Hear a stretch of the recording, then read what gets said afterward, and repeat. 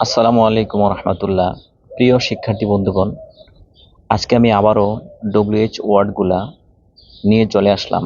এই ডব্লিউএইচ ওয়ার্ডগুলোর ব্যবহার যদি আমরা সঠিকভাবে না জানি, কাউকে যদি প্রশ্ন করতে না জানি, তাহলে আমরা কথা বলবো কিভাবে, তাকে বলবো কিভাবে যে এটা কার, এটা কি, এটা কিভাবে, এটা কেন, এরকম বলবো কিভাবে।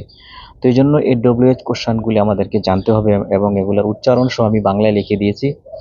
আপনারা একটু ভালো করে পড়লে বা প্র্যাকটিস করলে বুঝতে পারবেন। যেমন নাম্বার 1, হোয়াট। আমরা বলি হোয়াট, আসলে এটা হোয়াট না, এটা হচ্ছে হোয়াট, অর্থ কি। 2 নম্বর হচ্ছে ওয়াই, অর্থ কেন। 3 নম্বর হচ্ছে হাউ, অর্থ কিভাবে বা কতটা। 4 নম্বর হচ্ছে ওয়েন, কখন, কবে বা যখন। 5 নম্বর হচ্ছে ওয়ার, ওয়ার, হোয়ার কইলে হবে না, ওয়ার অর্থ কোথায় বা কোথা থেকে বা যেখানে।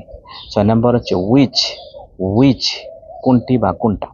7 নম্বরে হচ্ছে হোজ, কার বা নম্বরে হচ্ছে হোজ, কার বা কারটা। 8 নম্বরে হচ্ছে হু, মানে একটু টান দিতে হবে, কে বা কারা।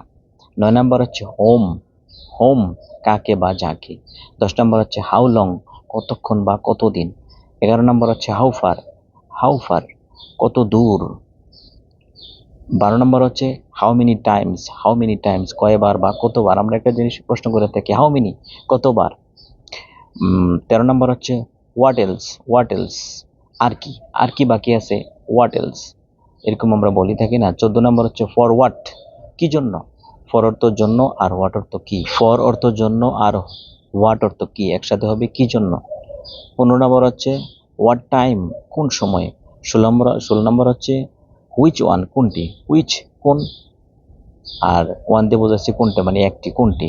আর টু হোম কাকে, কার কাছে। হোম টু হোম কাকে বা কার কাছে। তো আমাদের সাথে থাকুন, ইনশাল্লাহ আরো ভালো কিছু হতে যাচ্ছে।